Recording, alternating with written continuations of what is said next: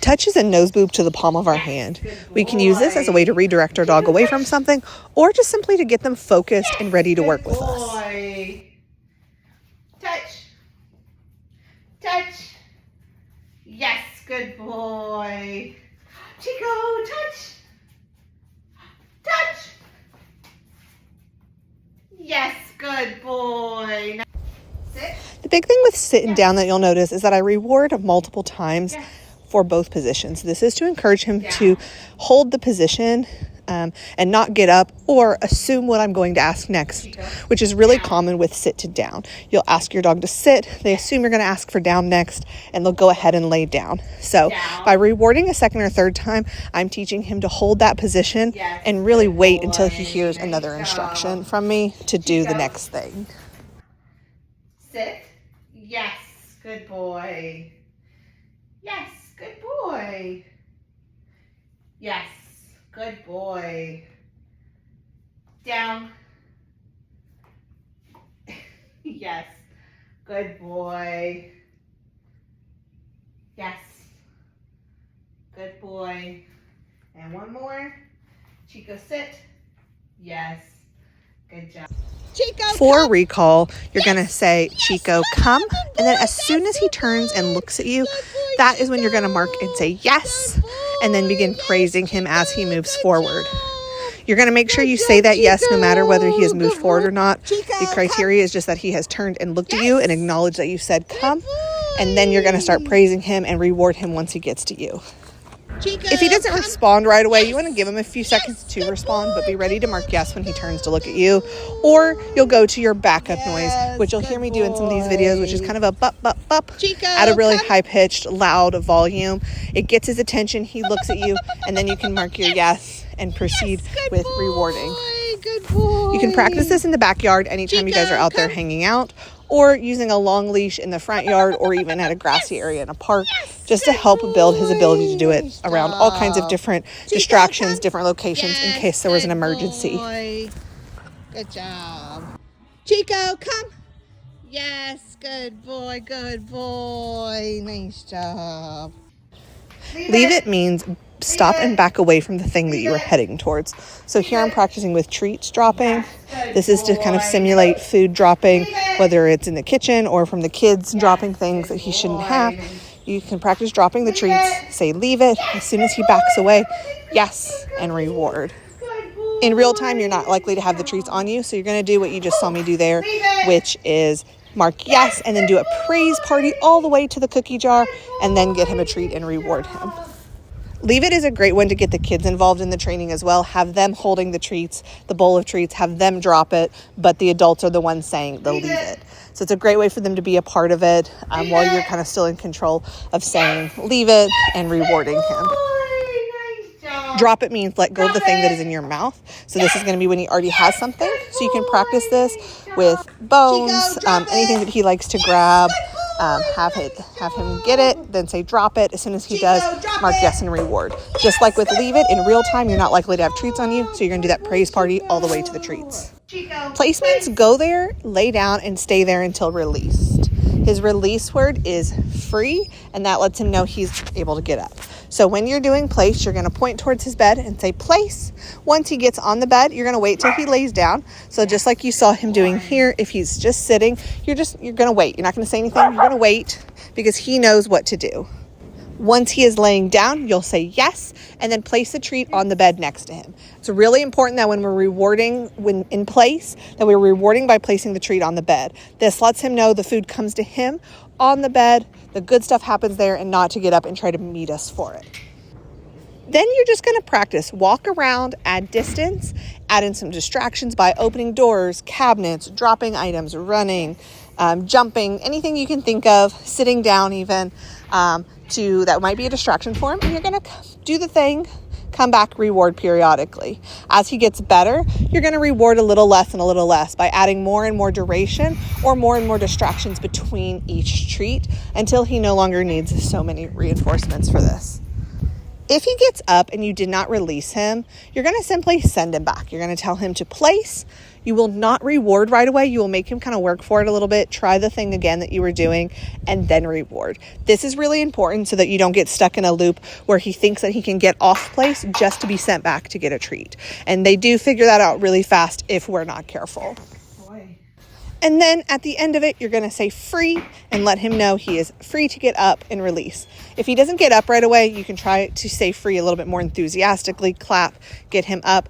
If not, if this is a real life moment and you say free, he does not have to get up. Free means you are free to do what you want. And if what he wants to do is stay on the bed, just in case he might get another treat, that's fine as well. You just go about your business and he'll get up when he's ready and you've told him that's fine. There are two main ways to practice your place. The first one is informal training sessions like I'm doing here, where we're really honing in on building up his ability to stay through distractions, walking farther distances while still rewarding at a pretty constant pace, where I can really then begin to space out how often that treat is coming. The other way to practice is in real life context like we're doing here. So my favorite time to do this is during dinner. It teaches the dogs to stay on their place during dinner time so you don't have a dog that is begging.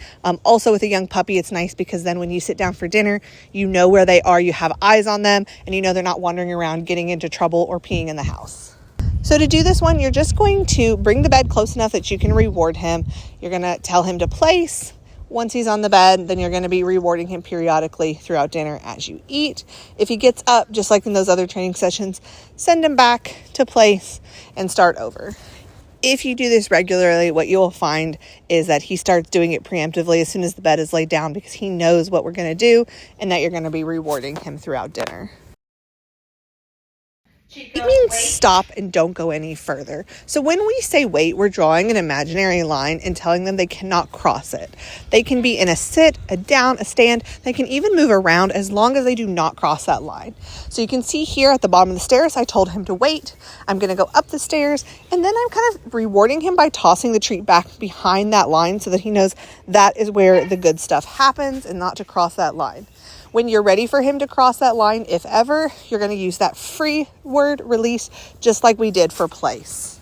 This is really helpful on stairs so that you don't have a dog that is bumping you and rushing you as you go up and down stairs at the front door, as well as just if you don't want them to follow you specifically into a room, right? When you hit that threshold of that room, you can say wait, and he knows he can go do something else, but he cannot cross that line unless you say free. Another key difference between wait and play stay is that wait only needs released if you're going to let him cross that line. So for instance, when I go out the door, if I'm not letting him go with me, then I will not be releasing him. I'm going to say wait, step out the door, do what I need to do, and then I'm going to come back in, shut the door, praise and reward him, but there is no release because I'm not letting him cross that line. I have now shut the door, so I'm not letting him go past it, so he can't physically go out that line. And so there's no need to release it. Of course, this is a really important one to practice at the front door for safety reasons. So we have a dog that's not trying to dash out the door anytime the door is open, when you're just needing to step out or even just step out to get a package. So anytime you have a package on the porch or somebody's going to go out the door, this is a great one to practice. Just cue him wait and do the thing. And if you're going to take him with you, like out on a walk, then you're going to release him free when you do that. All right, let's go, Chico. So we're going out on our walk, and the main thing you're going to see us working on is what we call rewarding good choices. Yes. So that means when he is walking nicely next to us, even if he's a little wide or slightly in front, as long as that leash is loose, we're going to be rewarding him periodically. Let's go. Yes, good boy. When you reward, it's going to be really important that you reward with the hand closest to him. Yes, so that he knows all the good stuff happens right at your side. Otherwise, you're going to find that he'll be crossing in front of you to get to those treats if you're using your opposite hand and kind of crossing in front of your body. So right now with Chico, it's less, yes, of a pulling issue. Good boy. And more of a just, he's learning to just take a walk. He's kind of a slow paced guy, likes to take in all the sights. We do want to allow them to sniff a little bit. It's important for all dogs and especially puppies to get to a chance to kind of explore their world a little bit. So we want to give him that opportunity. But when we're ready to move on, or if it's something we don't want to allow him to sniff, we're going to say, let's go, and start moving. Yes. And when he starts moving with us, we're going to mark yes, and we're going to reward him. So right now, it's a lot of just rewarding those good choices, helping him learn to kind of keep moving. Over. Chico, over here, please. Good boy. Keeping him kind of learning to be on that side. And we're going to do that by how we hold the leash. So you saw there, he was kind of crossing behind me. And so we want to be working on him learning kind of stay on whichever side it is you want him on. Yes. Chico, good boy. This way. Good boy. So if he's starting to do that, what you want to do is make sure that you're holding the main loop of the leash with actually your opposite hand. So I have him on my left. I'm holding the leash with my right hand, which I can't show you right now because I also have the phone in my hand. But so that I can reward yes with the hand that is closest to him. Come here, Chico. Let's get over for a second. There's a car coming. Sit. Chico. Sit. Yes. Good boy. Nice job. Okay, let's go. Good job. And so we're going to hold, let's go. Good boy. We're going to hold that leash, the loop of the leash with our opposite hand. So my right hand, he's on my left so that I can reward with my left hand. Yes. I'm also going to keep like a very loose grip on the left side of the leash. Yes. So that way when he starts to cross just like that, I can guide him back over into the area I want him in, which is on my left side. Yes. So if you work really hard right now while he's young on rewarding the good choices and him kind of learning the boundary of the leash, you shouldn't have to worry about dealing with pulling and really addressing that so much because he's learning right now, yes, what we actually want him to do. And so he's learning what we want and not just learning what we don't want. So we are going to just focus on that right now. And that should get you exactly where you want to be with his leash walking. Yes, good boy. Good boy. And right now you're going to reward 100% of good choices with kind of over time. This way, as you start to practice more and more and take him out more on walks, over time you'll slowly change from, yes, 100% of good choices this way to 75% of good choices, and then 50, 25, and so on. So, yes,